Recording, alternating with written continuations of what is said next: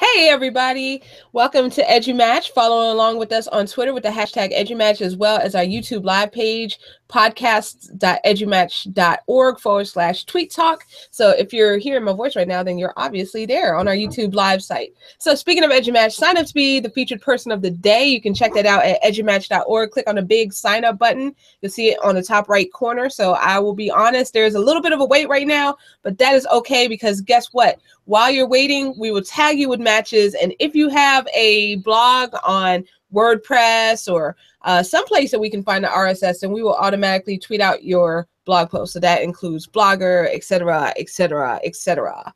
So tonight, I am so honored to have my good friend Jon Harper here with me today. So welcome, Jon. Sarah, thanks for having me on. It's my honor. Yeah, so I'm always glad to chat with you. I know we were chatting a little bit before this, and you were like the coolest guy to talk to. So it is just so awesome to have you. That's a lot of fun. Yeah, so it's awesome to have you here. And it looks like we also have Laura with us. So I think that she's going to, I think she's connecting right now. But as she's doing that, then Jon, could you please tell us a little bit about yourself? Sure. I'm an assistant principal at an elementary school on the Eastern Shore of Maryland.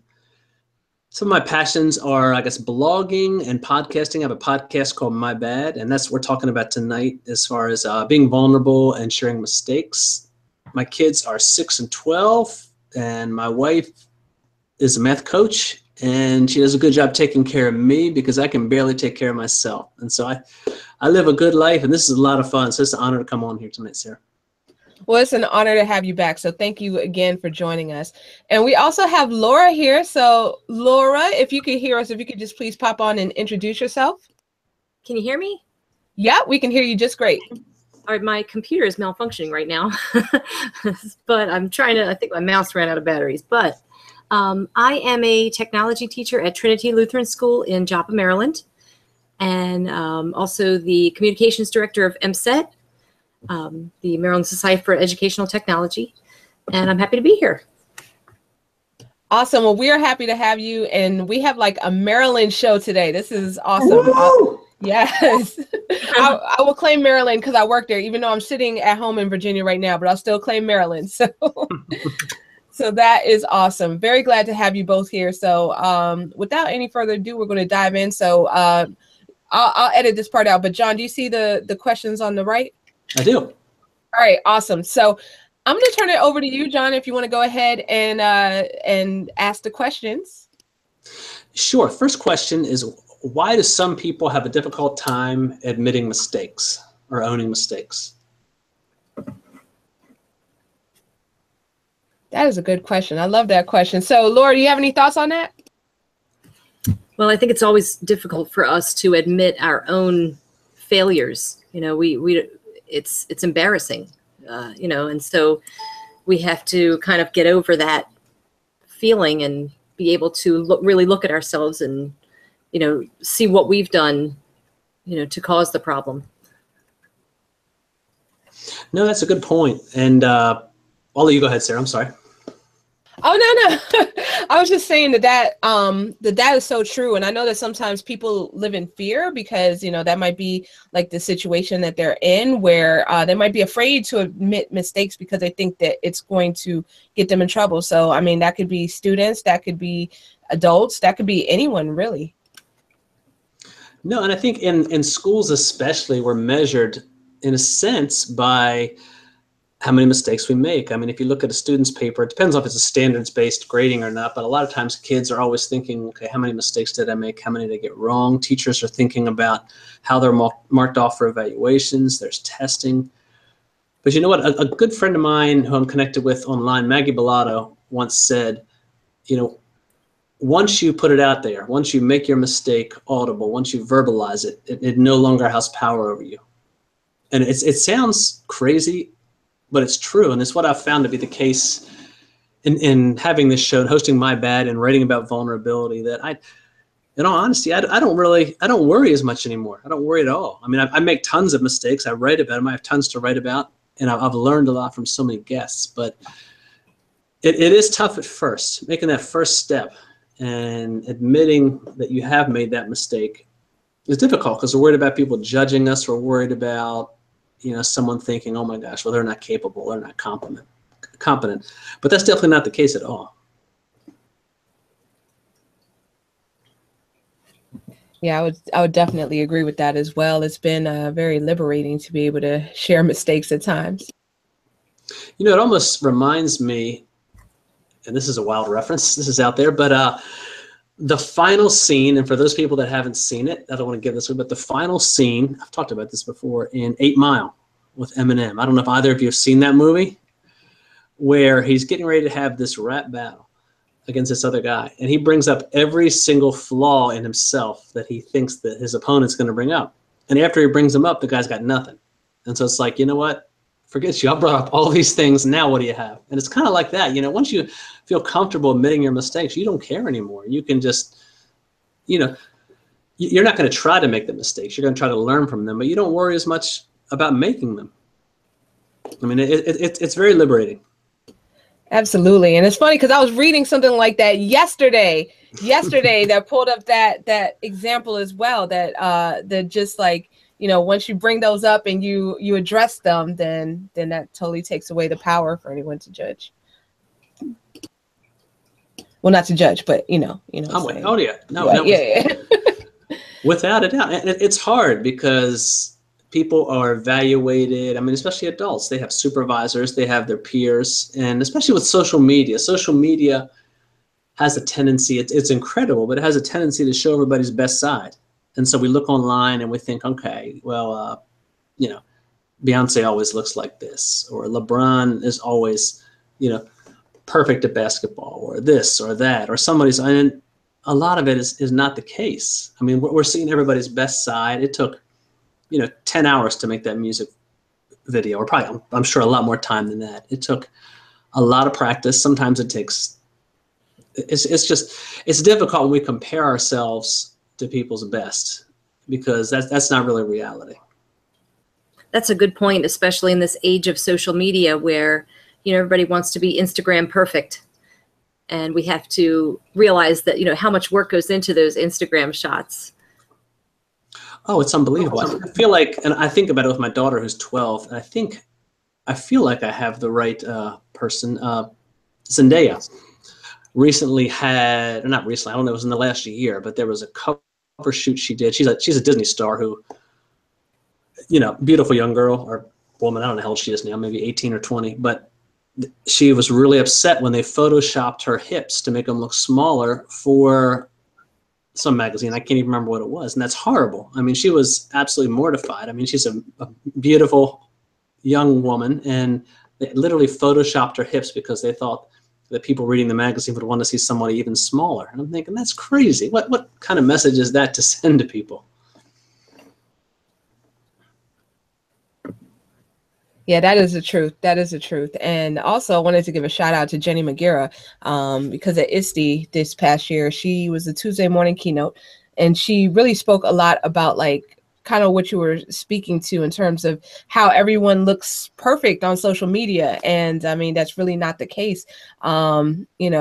She had an example of things that people say on Facebook as opposed to Google searches, and all of the top things on Facebook were positive, and everything on Google, the Google searches, were negative. So that's crazy. Yeah, it's so crazy, but so true. No, it is sad. And I think it's sad for adults, but it hurts me even more for children. I mean, I didn't see the series. I think it was called 13 Reasons Why. Is that what it's called? Something like that. Mm-hmm. And I haven't watched that. I know a lot of kids have watched that. I'm sure a lot of adults. I think, if I'm not mistaken, it has to do with suicide in youth. And it scares me, the amount of pressure that kids put on themselves to be a certain way, to look a certain way, to act a certain way. And a lot of it we're guilty as adults for creating that kind of society where we're letting that take place. And it scares me.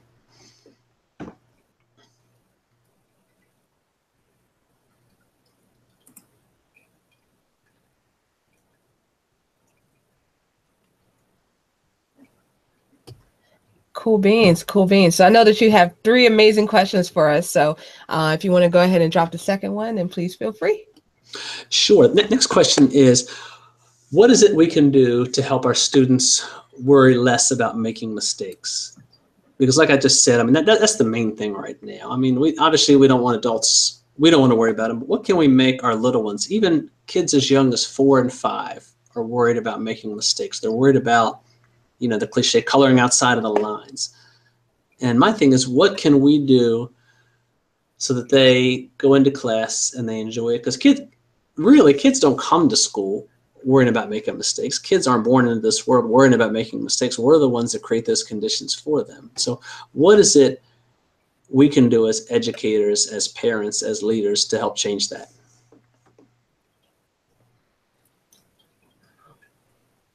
Well, I know that's something that, you know, there's a lot of pressure on kids today to perform.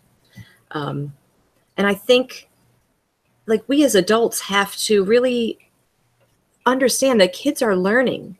And, you know, they say FAIL, F-A-I-L, stands for first attempt in learning, right? And so we have to get kids to understand that there's nothing wrong with failing at something. It's only wrong if you don't keep trying. So I think that we as teachers, as parents, have to realize that kids are learning things, and we have to allow them the space and the chance to learn things for themselves. Yeah, I love that. Definitely wanted to second what you just said, Laura. Also wanted to give some love to everybody that's tuning in. There's a lot of great conversation going on Twitter. A lot of future teachers in the house. So woo woo, shout to all of you. Thank you all for joining us. And also a lot of great conversation on the YouTube Live. So Rochelle, for example, just said that she does SAIL, which is subsequent attempts in learning as well. So nice.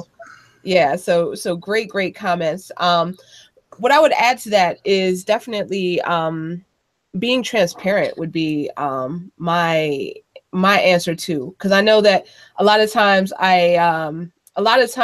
when I've been afraid to fess up to my mistakes, it's been because I felt like I was the only one, you know, I was the only person who was messing up, and I felt like kind of the slacker. But, you know, so what I can do now is that I can be transparent and share my mistakes for those who might be looking at me and seeing what I'm doing. So, yeah. No, I mean, that's a great point. What I say a lot and I talk about a lot is I think it's important for us to do what I call stepping first as adults or as leaders. And by leader, I don't mean position. I mean, you could be a teacher, a parent, whomever. But I think it's important for us to share our mistake first. I think we're so worried about showing and we're so worried about hiding our brokenness. In other words, if we're sad, sometimes we come into school, and I don't mean bring our baggage into school, but you know, when you step into that classroom in elementary and even in middle and high, I mean, that's your family for a while. And it's good for kids to see you a little bit broken once in a while. It's good to see you a little bit upset. If you're sad, it's okay to let them know you're sad. I mean, that's not an excuse not to perform and teach well. But I think when kids always see us, I mean, they can see right through us. And if we put up perfect products, like I used to, when I was teaching writing in 5th grade, I would make sure that whatever work I put up for writing had a lot of mistakes, and then would work through it. Because if every time kids see a perfect example up there, they're going to think that that's what they have to be, and they're not even going to try. And you know, it worries me that kids think that we are perfect, because we're the furthest thing from that. But you know, I think once they see us open up and share some mistakes, and I don't mean ones that wouldn't be appropriate to share in class, but I mean, for example, you know, as an assistant principal, I meet with kids a lot who do make poor behavior choices or poor judgment choices. And let's say, for example, someone got sent to my office for cursing. I mean, I'm real with them. I say, look, I understand. When I get mad, sometimes I might say a bad word too. You just got to be careful about that. You got to be careful. Keep it in your head. You can't do that at school. You shouldn't do it at home either. But I mean, I'm real with them. I think when they know, oh my gosh, Mr. Harper cusses? What? Yes. I mean, I have done that. I'll be honest, I've written about this and I've talked about this before. I did it last year, and it was really embarrassing towards a student.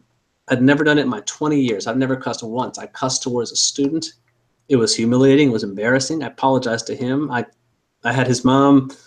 We had someone out in the community. Someone brought his mom into school so I could apologize to her face to face. I mean, I felt horrible, but it showed that I'm human. And I think the more times we are able to show mistakes and show that we mess up too and apologize, that's a big thing.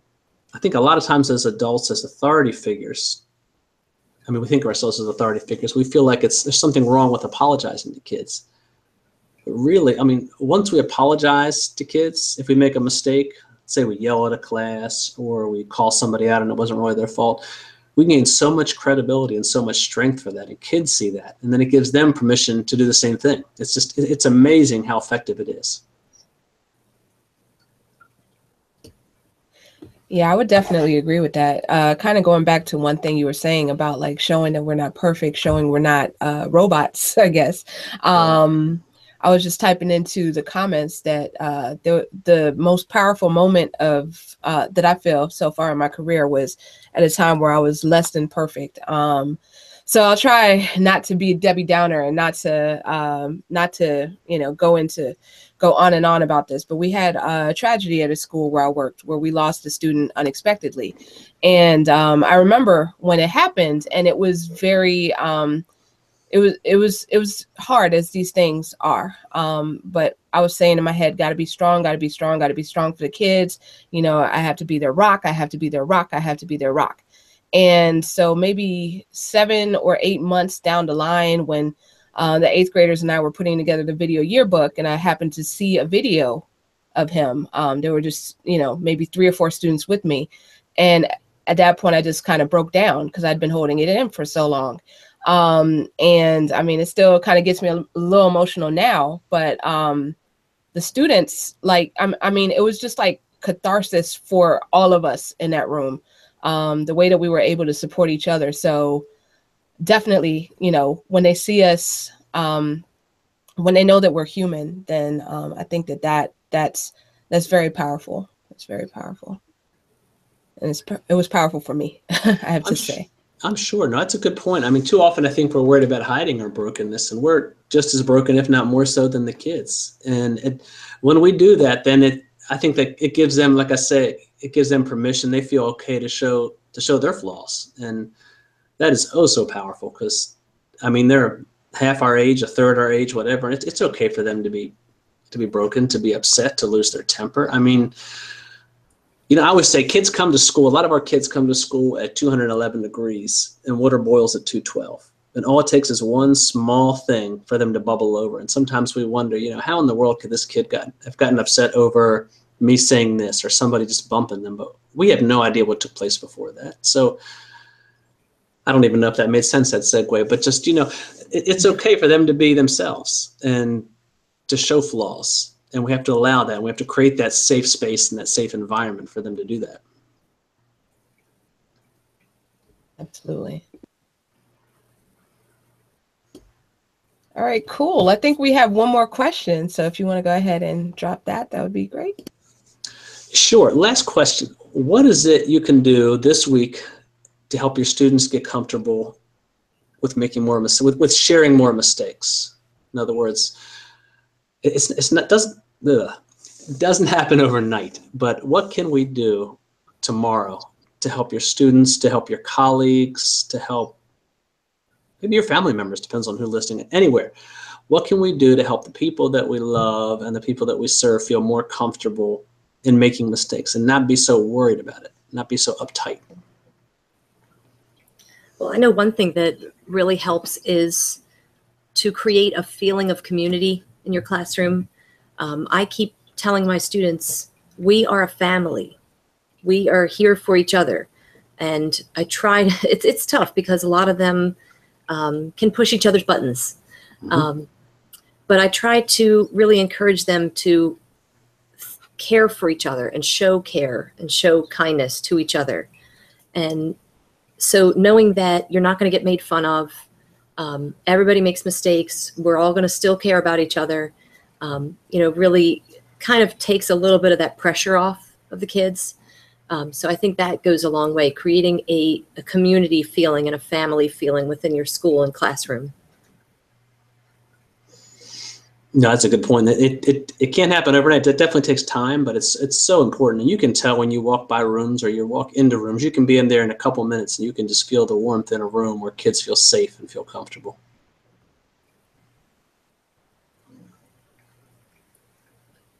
That is so true. And I apologize for the delay. I was responding to in the tweet and talk chat in the on the YouTube live page. But yeah, I definitely agree with that. And I know that there's one Voxer group that I'm part of called Restorative Justice League. And they talk a lot about circles and how powerful those are to to kind of build those relationships with people. And there was a member who was chatting about how she did that at the beginning of one of her workshops. How she had a circle and she had everyone kind of talk about, I guess, what was on their mind for that day. And I was just like, oh, that's pretty cool. So I think definitely establishing that space where it's okay to be human, it's okay to, to feel and to not be perfect all the time. So that would be my way. Absolutely. And I think when we do that, the teachers that I've seen that have done that have gained, I said it earlier, your classroom is your family.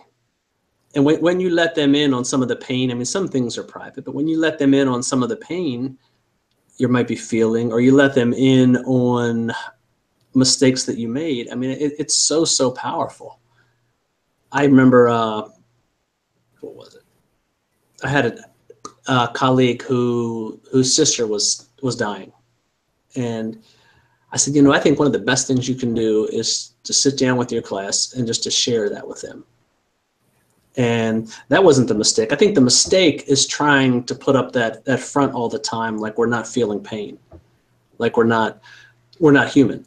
And he sat down, he met with them, he talked to them, he teared up during it. But you know what? The kids saw him as a real person. They saw him as someone who has emotions. And maybe the next time one of them feels pain or has something like that going on in their family or in their circle, maybe they'd feel comfortable in a family meeting or with him or with someone else, just being a little bit more vulnerable and showing some pain. So I think that's important.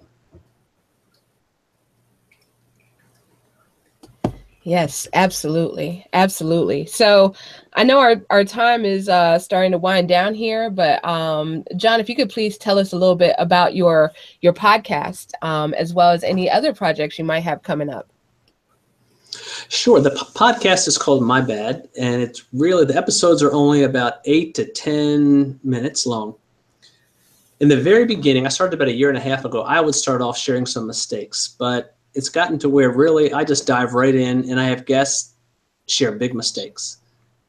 And my main point is not from people to learn from the mistakes. That's secondary and that's good, but I want people to learn that everybody makes these mistakes. And I want them to feel better when they hear these mistakes, because I want them to hear it and think, oh my gosh, wait a minute, I just read that person's book and they did what? Yeah. For example, my very first guest on My Bad was Todd Whitaker. And Todd Whitaker always talks about treating people well. And, you treat people well 30 times out of 30. You treat them poorly 1 time out of 30, they never forget it. Well, he came on the very first episode and talked about how when he first was in education, he was a basketball coach. And he screamed at the referee and got a technical. And I thought that was huge for me to think, oh my gosh, Todd Whitaker? Everything that comes out of that guy's mouth is gold. And I'm thinking, what? He made the mistake. And so, hearing stuff like that, hearing Angela Watson came on an episode and talked about how she let her ego get in the way. And she was just thinking of herself and not thinking of the students. And this is someone who, puts out amazing podcasts, amazing blog pieces, has amazing programs. And just to hear people that I say we look up. We do look up to them because they're amazing people and they put out amazing work and they help us grow. And to hear that, they make the same mistakes that we do, I think is powerful. So it's something that I am working on. I'm working on a book right now. Hopefully it'll be done in the next couple months, in which I share about 24, 25 different episodes. I retell the episodes, but I also have seen that there are about 6 different kinds of mistakes that people make. And there's a certain way that people are moving forward from these mistakes. And I'm also going to talk about my takeaways. But that's a project that's in the works. I'm hoping within the next couple months it's going to be done. It's taken longer than it should, but it is going to get done. I definitely believe that, and I'm very excited about that. Sweet. Can't wait till it comes out. Really looking forward to reading it. And I love the episodes of My Bad. So definitely I have one in my queue right now. I think we were talking about that before we went live. So I can't wait to check that one out. Great. So thank you so much for sharing. And Laura, do you have any closing thoughts for tonight? Well, I was just thinking as Jon was talking that, I had not yet heard of the podcast, so I'm excited to check it out. And I think even having maybe my students see some of the episodes, to see some of these people who, are authors and speakers in the education community, to hear them talk about their mistakes and say, these people who are successful people, have made these mistakes. So, it's silly to think that we're not going to make mistakes. So it would be cool for them to see those examples. I think it would be. I mean, how old are your students that you work with? I teach kindergarten through 8th grade. Okay. So I do computer skills for K through 8. There probably are. You probably want to listen to them first, because some of the top, obviously you can listen to them first, but I think that is important, because it's good for them to hear, they can say, what, this person wrote a book and they did what? This person did this and they made what mistake? I mean, it is really important for them to hear that. And I think that's a great idea. Yeah, the students, we look at people that they look up to, like LeBron James, or I know there's a famous quote by Michael Jordan about how many times he failed, but he kept on going. And so, they appreciate those perspectives. No, I think that's a really good idea. Definitely. Totally. Well, that is awesome. And this has been such an amazing conversation. So I want to thank you both. Thank you so much, Jon. And thank you so much to Laura for your wonderful insight tonight. Like that was just amazing. And that generated some great conversations, both on YouTube Live as well as on Twitter. So looking forward to also seeing more tweets that I'm sure will show up throughout the week. I want to give a huge shout out before we go any further to, let me see, I believe Teach Ms. D. I just went on here on our EduMatch badge list, and she has already done the EduMatch sharing mistakes and earned a mild badge by putting in her 3 tweets for tonight. Nice. So yes, great job to Julie. Wonderful, wonderful. So anyone else who wants this as well, then please do that. So remember, the purpose of our badging community is to share our learning publicly and learn with one another. So you can always just click on the badge itself and you can see what our peers are up to. So for the mild badge, then it is about sharing 3 tweets from tonight. For the sharing mistakes medium badge, then there is a flip grid set up. So just go ahead and go to this link over here if you want to, if you would like to get this badge, and just link to your post. And last but not least, we have our spicy badge. So with this, the challenge is to write a blog about a mistake that you made in teaching and what lessons you have learned. Share the link there. So also you can put things in there about like how you plan to share your mistake. And yeah, that would be great. So hashtag EduMatch. So definitely, once again, wanted to thank our awesome panel. So this will be available as a podcast on iTunes, Stitcher, Google Play, and other places you may get your podcast. So check that out in a couple of weeks.